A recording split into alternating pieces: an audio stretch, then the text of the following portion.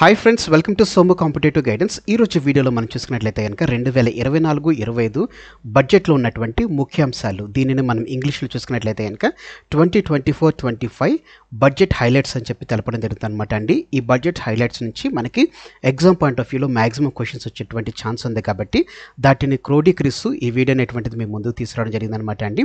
ఈ వీడియోలో మనం చర్చించేటువంటి అంశాలు చూసుకున్నట్లయితే కనుక బడ్జెట్ను ముఖ్యంగా వేటి మీద దృష్టి సాధించడం జరిగింది, వాటికి సంబంధించినటువంటి వివరణతో పాటుగానే ఇన్కమ్ ట్యాక్స్ స్లాబ్స్ ఏవైతే ఉన్నాయో వాటిని మార్పు చేయడం జరిగింది, వాటి యొక్క మార్పులు ఏంటి, దానికి సంబంధించినటువంటి వివరాలతో పాటుగానే ఈ బడ్జెట్లో వేటి యొక్క ధరలు పెరిగాయి, వేటి యొక్క ధరలు తగ్గాయి అనేటువంటి వివరణతో పాటుగా వ్యవసాయానికి ఈ బడ్జెట్లో ఎంత కేటాయించారు, ఉపాధి యువతకు ఎంత కేటాయించారు, విద్యకు ఎంత కేటాయించడం జరిగింది, మౌలిక సదుపాయాల గురించి అని చెప్పేసి ఎంత కేటాయించారు, అదే రకంగా బడ్జెట్లో ఇంకా ఇవి కాకుండా ఇంకా ఉన్నటువంటి ఇంపార్టెంట్ హైలైట్స్ అనేటువంటిది ఈ వీడియోలో మీకు పొందుపరచడం జరుగుతుంది అనమాట అండి. సో ఫ్రెండ్స్, ఈ వీడియోని చివరి వరకు చూడడం మర్చిపోకండి.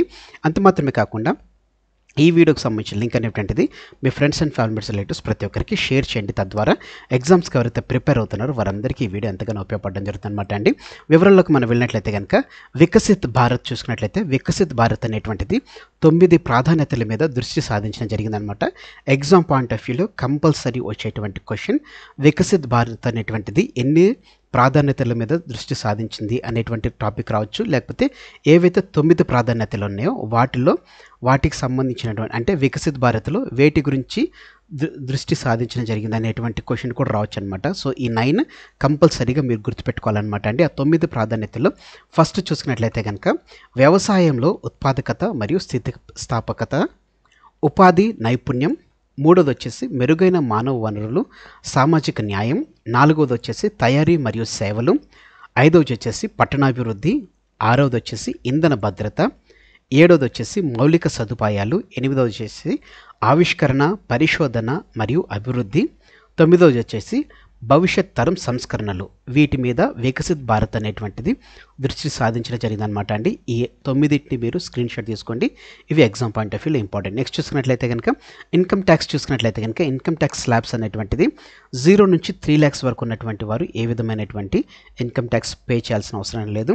3 lakhs నుంచి 7 lakhs ఉన్నటువంటి వారు 5%, 7 to 10 lakhs ఉన్నటువంటి వారు 10%, 10 to 12 lakhs ఉన్నటువంటి వారు 15%, 12 to 15 lakhs ఉన్నటువంటి వారు 20%, 15 lakhs అండ్ అబోవ్ ఉన్నటువంటి వారు 30% అనేటువంటిది ఇన్కమ్ ట్యాక్స్ పే చేయాలని చెప్పేసి చేయడం జరిగిందనమాట. అయితే స్టాండర్డ్ డిడక్షన్ చూసుకున్నట్లయితే క్రితం ఉన్నటువంటి 50,000 నుంచి 70,000కు పెంచాలని చెప్పేసి ప్రతిపాదించడం జరిగింది. వచ్చే 6 నెలల్లో ఆదాయ పన్ను చట్టంపై సమగ్రమైనటువంటి సమీక్ష చేస్తారని చెప్పేసి కూడా నిర్మలా సీతారామన్ గారు తెలపడం జరిగిందనమాట అండి.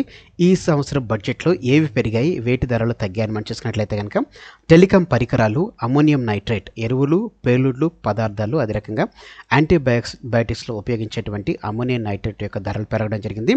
నాన్ బయోడిగ్రేడబుల్ ప్లాస్టిక్ అనేటువంటి ధరలు కూడా పెరగడం జరిగింది అనమాట అండి.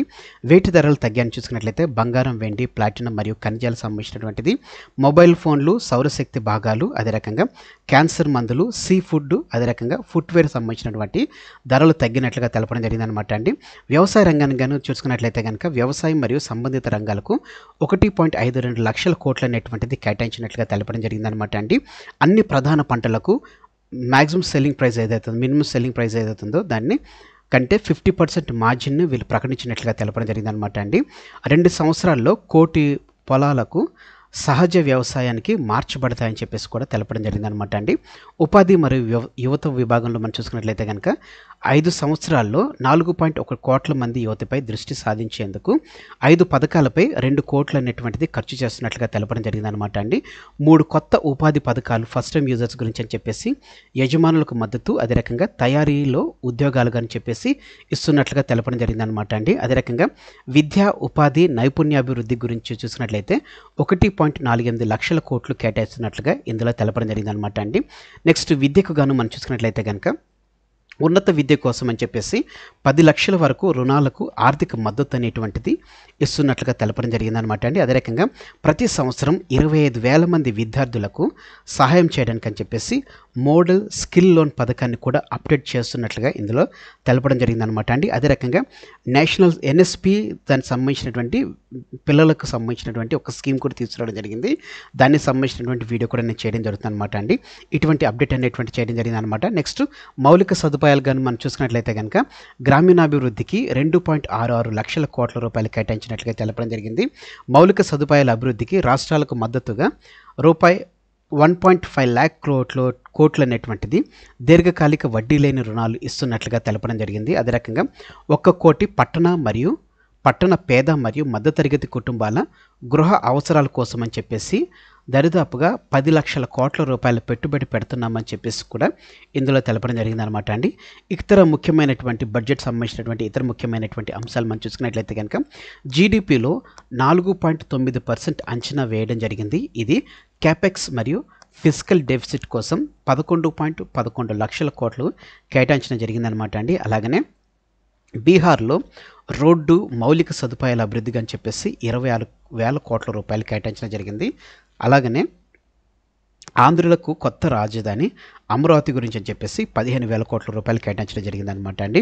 సో బీహార్ అదే రకంగా ఆంధ్రప్రదేశ్ అనేటువంటిది ఈ రెండు మన ఎన్డీఏ గవర్నమెంట్ అనేటువంటిది ఫామ్ కావడానికి ఈ రెండు రాష్ట్రాలు కీ రోల్ ప్లే చేశాయి కాబట్టి ఈ రెండు రాష్ట్రాలకి అత్యధికమైనటువంటి మౌలిక సదుపాయాలు అనేటువంటిది ఎక్కువ మొత్తంలో అమౌంట్ అనేటువంటిది గ్రాంట్ రూపంలో ఇచ్చినట్లుగా మనకి తెలపడం జరిగిందనమాట అండి అప్పు రూపంలో. నెక్స్ట్ ప్రధానమంత్రి సూర్యఘర్ ముఫ్త్ బిజిలీ యోజన కింద 1 కోటి గృహాలకు సోలార్ ప్యానెల్ల ద్వారా ఉచిత విద్యుత్ అనేటువంటిది అందించడం జరుగుతుందన్నమాట అండి. అదే రకంగా నిర్దిష్ట ఆస్తులపై చూసుకున్నట్లయితే స్వల్పకాలిక మూలధన లాభం పన్ను అనేటువంటిది 20% గాను, అదే రకంగా దీర్ఘకాలిక మూలధన లాభం మీద 12.5% అనేటువంటిది 12.5%కి పెంచబడడం జరిగిందని చెప్పి తెలపడం జరిగిందనమాట అండి. సో ఫ్రెండ్స్ ఇదండి 2024-25 బడ్జెట్ సంబంధించినటువంటి ఇంపార్టెంట్ హైలైట్స్తో కూడినటువంటి video. Thanks for watching the video. ఇందులో ఉన్నటువంటి కంటెంట్ అదే రకంగా నా ఎక్స్ప్లెనేషన్ అనేటువంటిది మీకు నచ్చినట్లయితే మీరు ఇంకా మన సోము కాంపిటేటివ్ గైడెన్స్ అనేటువంటి యూట్యూబ్ ఛానల్ మీరు ఇంకా సబ్స్క్రైబ్ చేసుకోకపోతే కింద సబ్స్క్రైబ్ అనే బటన్ ఉంటుందండి. ఆ బటన్ మీరు క్లిక్ చేసిన వెంటనే